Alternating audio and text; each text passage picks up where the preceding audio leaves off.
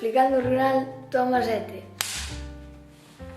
Benvidos e benvidas a un novo programa de Explicando o Rural. Se a semana pasada falamos de parroquias e lugares, hoxe temos que falar dunha realidade tamén moi do rural galego, como son os ferrados. Os ferrados na cidade describiríanse como metros cadrados, quilómetro cadrado, hectárea ou mesmamente campos de fútbol.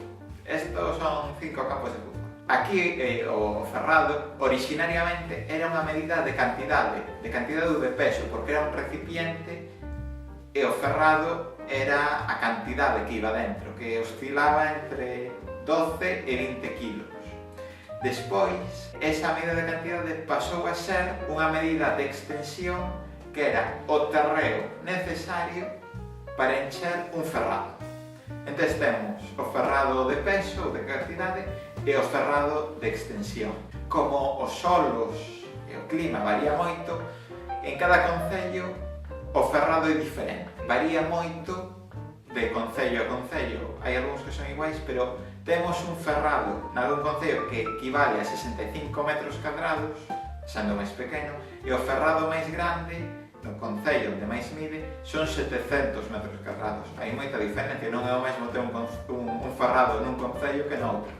Pero o tamaño medio dun ferrado oscila entre os 400 e os 600 metros cadrados. Outras medidas tamén moi necesarias, moi típicas aquí no rural, está o ferrado, e despois, se queremos ser máis profesionais, falamos de hectáreas, ou temos outra medida máis para andar por casa, digamos, que é a cantidade de postes do teléfono que atravesan a leira. A maior número de postes que atravesen a finca, o prado, a leira, o que seja, máis grande é a finca. Non é o mesmo que ter un poste do teléfono de luz que ter 12 postes do teléfono. Vémonos no seguinte programa de Explicando o Rural. Vémonos pa semana.